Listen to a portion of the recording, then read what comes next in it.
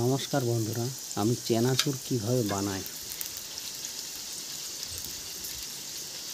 আমিও কোনোদিন বানাইনি, কিন্তু একবার চেষ্টা করে দেখছি কেমন হয়।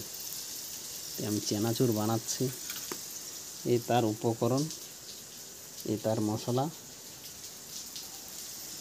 এই বানানো হচ্ছে, এইখানে রাখানো হচ্ছে।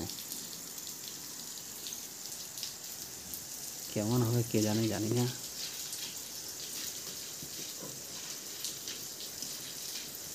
বানাই, আপনারা খেতে আসুন কেমন বানানো হচ্ছে।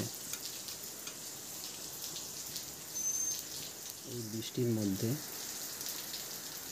নমকিন খাওয়ার মন হলো, তাই আমি নমকিন বানাতে শুরু করে দিলাম। এই নমকিন আমি বানাচ্ছি চানাচুর।